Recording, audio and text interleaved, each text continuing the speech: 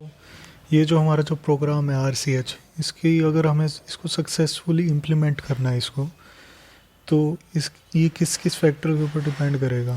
First of हमें infrastructure चाहिए, infrastructure अच्छा होना चाहिए, इंफ्रास्ट्रक्चर फैसिलिटीज़ चाहिए। अब इंफ्रास्ट्रक्चर हमने बना दिया तो उसको एग्जीक्यूट करने के लिए, मतलब उसको चलाने के लिए हमें चाहिए एक प्रोफेशनल एक्सपर्टीज़, जो उधर काम करें, वे सारे मतलब ट्रेंड हो उस फील्ड के अंदर, और मटेरियल सपोर्ट मिलता रहे गवर्नमेंट की तरफ से, मतलब जैसे कि जो भी सप्लाई चाहिए इस प्रोग्राम को रन करने के लिए सभी का सप्लाई आता रहना चाहिए, ताकि ये प्रोग्राम अच्छी तरह से सक्सेसफुली इम्प्लीमेंट हो। ओके, और these are essential to provide medical assistance and care to people in reproduction related problems.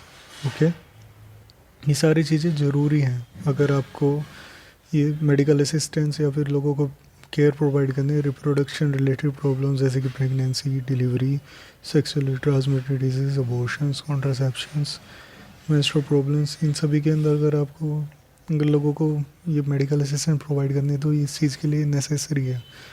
Okay, तो इसके अंदर हम देख रहे हैं कि इनकी जो in implementation of better techniques and use strategies from time to time are also required to provide more efficient care and assistance to people. Okay, इसका कहने का मतलब ये है कि अगर आपको बेटर टेक्निक्स और न्यू स्ट्रेटजीज अगर आपको इम्प्लीमेंट करनी है टाइम के टाइम, तो इसके मतलब हमें लोगों को ज़्यादा केयर प्रोवाइड करनी पड़ेगी, लोगों को असिस्ट भी करना पड़ेगा। इंडिया के अंदर क्या है कि there is a statutory ban on एमिनोसेंटेसिस, but एक तरह से ऐसा नहीं है कि कंप्लीट बैन है। केवल अगर एमिनोसेंटेसिस एक तरह से टेक्निक होती है जिसके अंदर से हम बच्चे का मतलब क्रोमोसोम टाइप डिटरमाइन कर सकते हैं। अगर हम ये बच्चे का फिटल सेक्स डिटरमाइन करने के लिए कर रहे हैं तो ये चीज़ हमने इंडिया में बैन कर रखी है। बट अगर आप क्रोमोसोमल डिसऑर्डर्स या फिर जेनेटिक डिसऑर्डर्स के लिए कर रहे हैं तो इंडिया में हम कर सकते हैं। बेसिकली स्ट्रेस में कुछ भी नहीं होता कि जो एम्ब्रियो जो डेवलप हो रहा होता है उसके सराउंडिंग के अंदर एम्नियोटिक सैक बन रहा होता है, तो उसके अंदर से हम उसका थोड़ा सा एम्नियोटिक फ्लूइड लेते हैं, उस फ्लूइड के अंदर थोड़े बहुत एम्नियोटिक सेल्स होते हैं।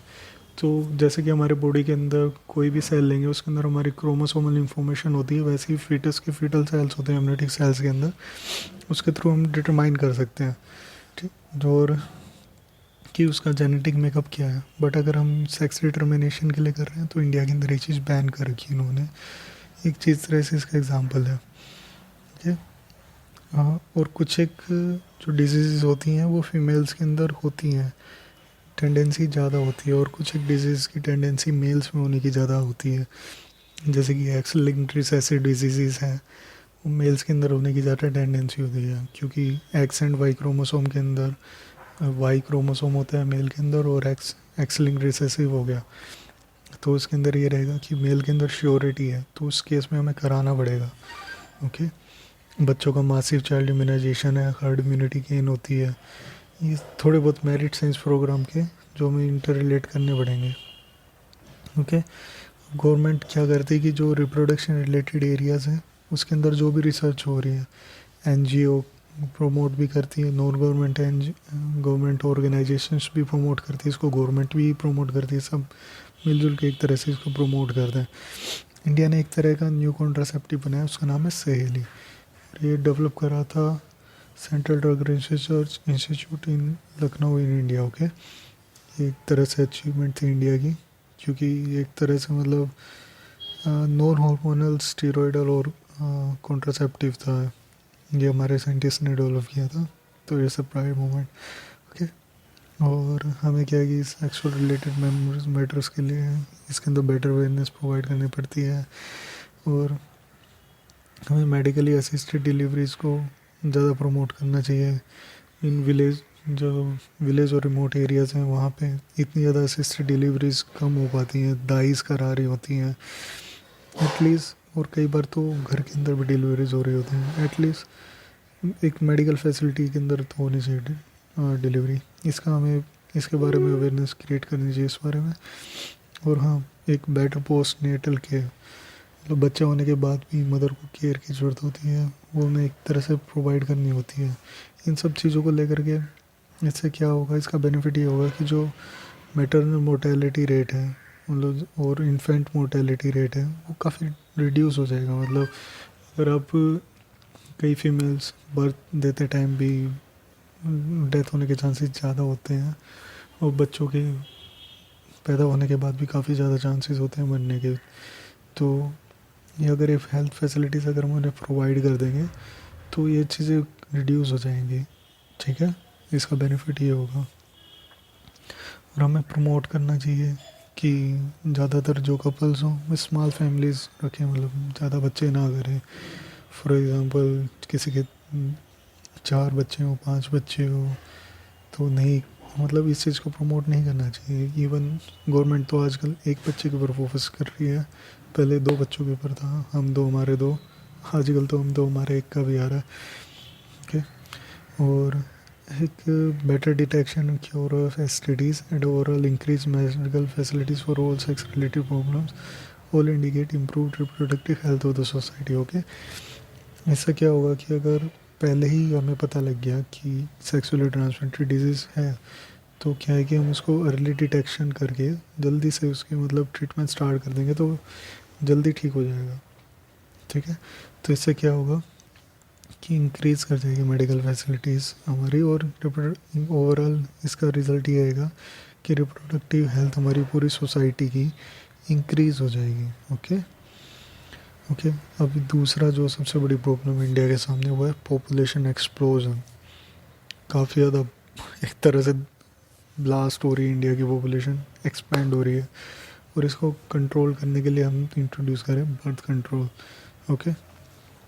जो पिछली जो सदी थी, मतलब जैसे कि 1901 टू 2000, इसके अंदर क्या था कि हमारी जो मेडिकल फैसिलिटीज़ हैं और लोगों की जो लिविंग कंडीशंस है वो भी होते थे उस टाइम। ये सारी चीज़ें इम्प्रूव हुई धीरे धीरे करके, लोगों को हमारी जो मॉडर्न मेडिकल साइंस है उसका डेवलपमेंट हुआ, एंटीबायोटिक्स आई, सारी चीज़ें आई। इसका इफ़ेक्ट ये हुआ कि जो लोग पहले जो मरते थे वो उनकी जो मतलब लाइफ एक्सपेक्टेंसी वो इम्प्रूव हो गई, इंक्रीज़ कर गई। तो इस तरह से अगर इंक्रीज़ कर रही है तो पॉपुलेशन भी इंक्रीज़ करेगी, ठीक है। इस तरह से हम डाटा देखते हैं कि पहले जो हमारी वर्ल्ड की पूरी दुनिया की जो पॉपुलेशन थी वो थी 2 करोड़, ठीक है, जो 1900 के अंदर थी। 2 करोड़ नहीं, सॉरी, 2 बिलियन, मतलब कि 200 करोड़ थी, 1900 के अंदर थी ये, और ये 1900 लेके 2000 के अंदर 600 करोड़ हो गई, ठीक है। इंडिया के अंदर भी सिमिलर ट्रेंड था।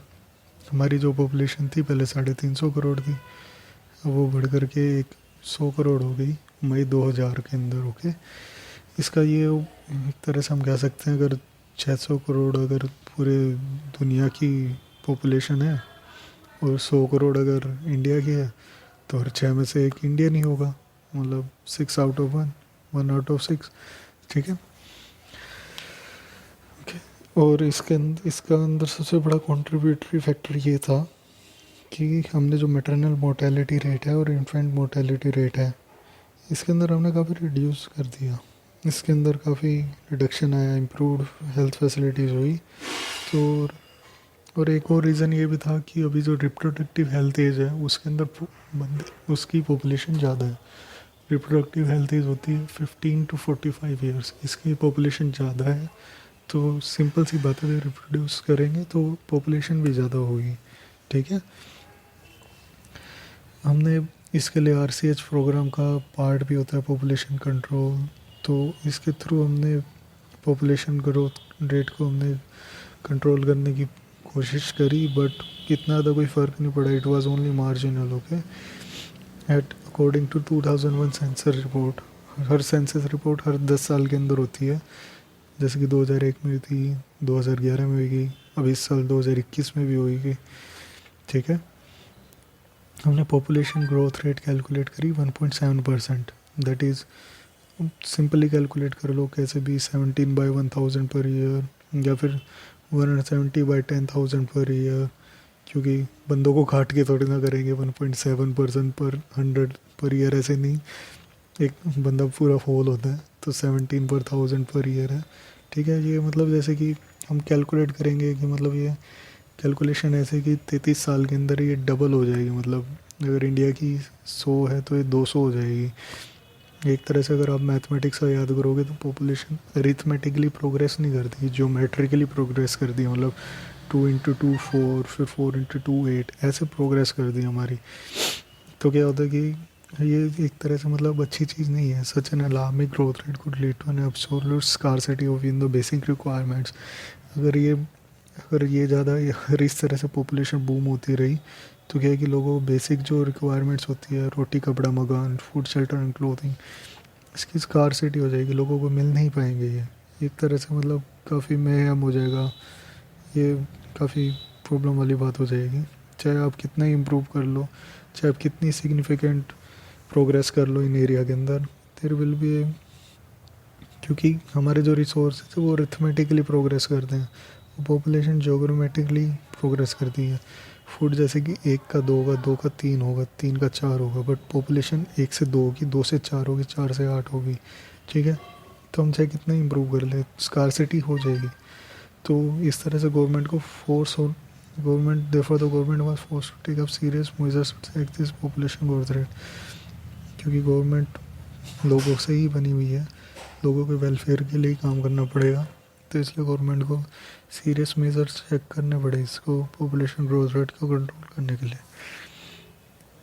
Okay, the most important step to overcome this problem is to motivate smaller family by using contraceptive methods. Okay, इसका जो सबसे मोस्ट इम्पोर्टेंट पार्ट है वो था कि हम जो छोटे घर, छोटी फैमिलीज़ हैं, जो मतलब ऐसे कि जो ओनली माँ पापा दादा, सिर्फ 1 या 2 कपल्स हैं, उनको कॉन्ट्रासेप्टिव मेथड्स के बारे में उनको मोटिवेट करा कि आप इनको यूज़ करिए। You might have seen advertisement in the medias as well as posters of bills etcetera showing a happy couple with 2 children with slogan हम दो हमारे दो। ओके, अब अभी तो खैर अभी आती हैं ऐसे एडवर्टाइजमेंट्स, अगर आप मीडिया के अंदर देखो कि पोस्टर्स तो इतने नहीं छपते हैं, बट हाँ इलेक्ट्रॉनिक मीडिया की तरफ ज़्यादा ध्यान देते हैं।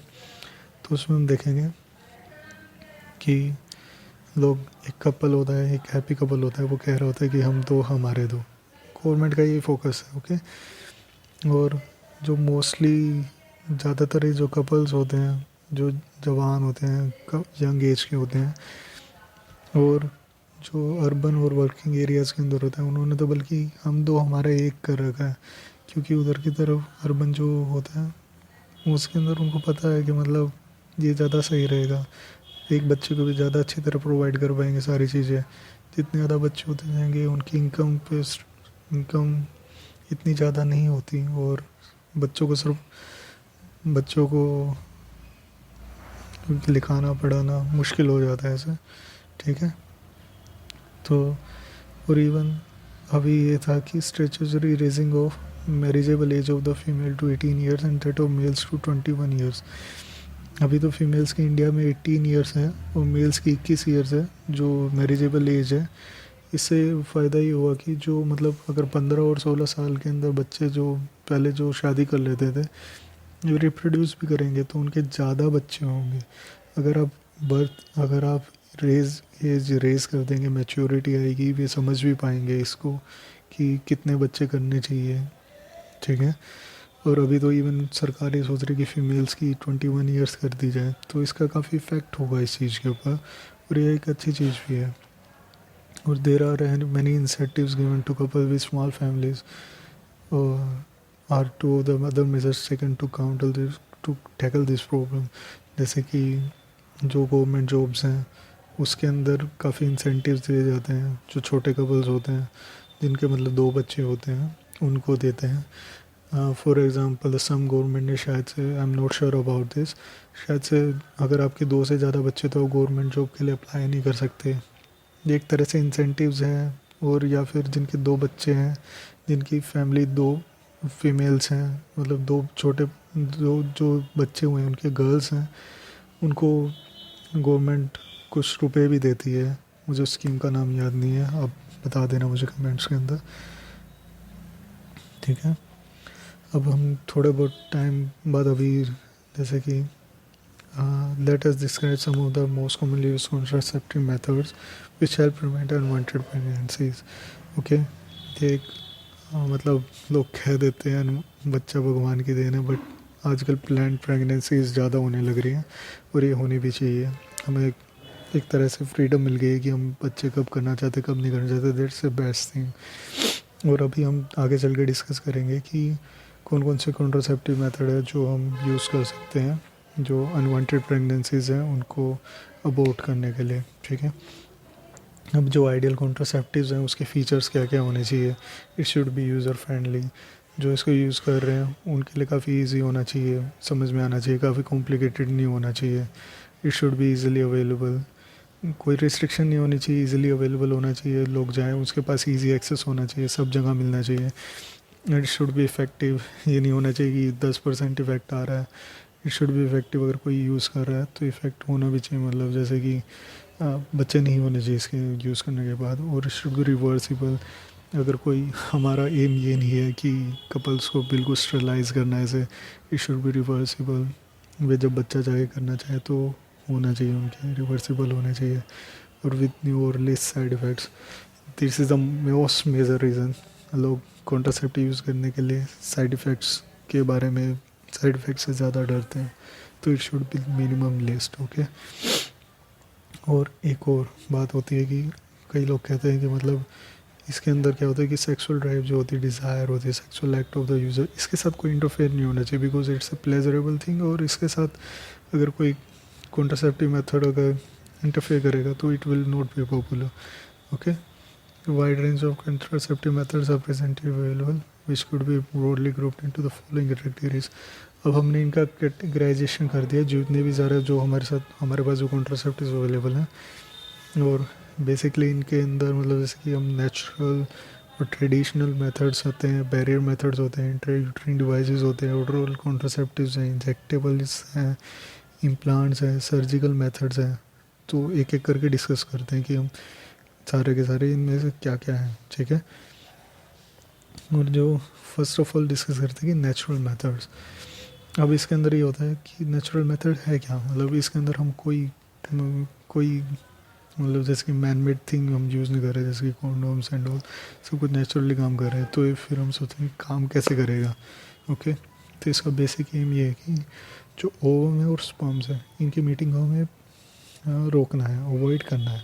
ठीक है, अब अगर आपने मेंस्ट्रुअल साइकिल पढ़ी है और आपने स्पर्म की लाइफ पढ़ी है तो that will be easier for you to understand. Okay, periodic abstinence is one such method. हम इसको बोलते हैं कि पीरियोडिक एब्सटिनेंस. ओके, हम जैसे कि अगर इसके अंदर क्या करते हैं कि हम एक कैलेंडर मेथड बना लेते हैं, क्योंकि जैसे कि हमें पता है कि मेंस्ट्रुअल साइकिल के अंदर जो 10 to 17 डेज़ होती हैं उस टाइम ओवुलेशन हो रहा है, तो वो उसी टाइम सिक्रेट कर रिलीज़ करती है फीमेल्स. अगर हम उस टाइम अगर स्पर्म की मीटिंग अवॉइड करा दें तो क्या है कि चांसेस ऑफ फर्टिलाइजेशन रिड्यूस हो जाएंगे 10 to 17 डेज़ में. जैसे कि 0 to 28 डेज़ होते हैं, उसके अंदर 10 और 17 डेज़ के बीच में अगर हम मीटिंग अगर नहीं कराएंगे, जैसे कि हम 14 डे को सबसे ज़्यादा फर्टाइल मानते हैं और स्पर्म की लाइफ होती है 1 to 3 डेज़. ओके, तो 14 डे से 3 दिन पहले. ठीक है, और 10 डेज़ हो गए, एक डे एक्स्ट्रा मान लेते हैं, और 14 + 3 17 डेज़. ओके, तो एक तरह से ये एक रेंज मिल गई हमें 10 to 17 डेज़ की. अगर इस टाइम अगर हम सेक्सुअल प्रैक्टिस अगर अवॉइड करेंगे तो फर्टिलाइजेशन के चांसेस बहुत कम हो जाते हैं. यही कह रहे हैं कि chances of fertilization are very high during this period. इस रेंज को हम फर्टाइल पीरियड कहते हैं. ठीक है, इस टाइम हम क्या करते हैं कि abstaining for coitus during this period conception could be prevented. ठीक है, अगर इस टाइम में अगर कोइटस नहीं करेंगे तो फर्टिलाइजेशन या कंसेप्शन वो नहीं होगा. एक और मेथड है विथड्रॉल और कोइटस इंटरप्टस, जिसके अंदर क्या होता है कि is another method in which the male partner withdraws his penis from the vagina just before ejaculation so as to avoid insemination. ठीक है, इसके अंदर क्या होता है कि जो मेल पार्टनर होता है just before ejaculation just because जब जैसे कि उसे पता लगता है कि एजुकेशन होने वाला है वो विड्रॉ कर लेता है अपने पीनिस को। But this is very highly unsafe method, क्योंकि मेल के अकॉर्डिंग ये टाइम काफ़ी ज़्यादा प्लेजेंट कंसिडर करा जाता है। और